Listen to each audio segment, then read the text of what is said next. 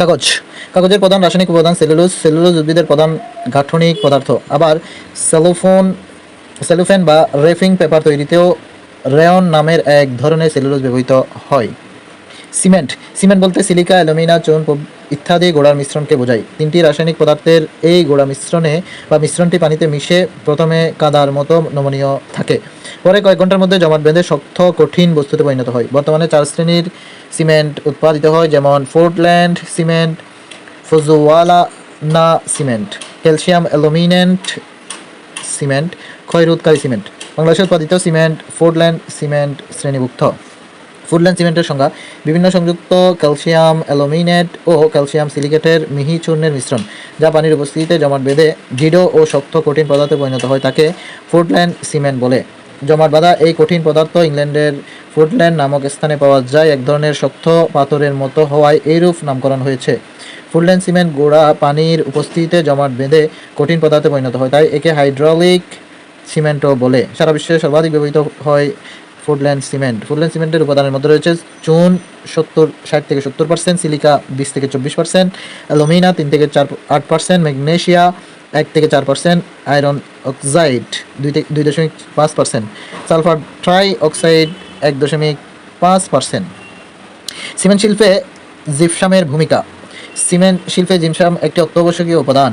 সিমেন্টের উপাদান try calcium aluminate cement জমাট বাঁধতে সাহায্য করে, কিন্তু জিপসাম ট্রাই ক্যালসিয়াম অ্যালুমিনেটের সঙ্গে অদ্রবণীয় ক্যালসিয়াম সালফো অ্যালুমিনেট তৈরি হয়।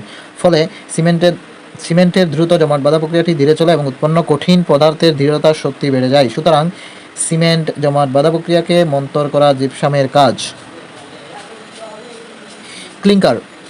ক্লিংকার সিমেন্ট উৎপাদনে রোটারি ফার্নেসে 1400-1600 ডিগ্রি সেলসিয়াস তাপমাত্রায় তাপ জারণ বা ক্যালসিনেশন শেষে গলিত ক্যালসিয়াম সিলিকেট ও ক্যালসিয়াম অ্যালুমিনেট মিশ্রণ পাওয়া যায়।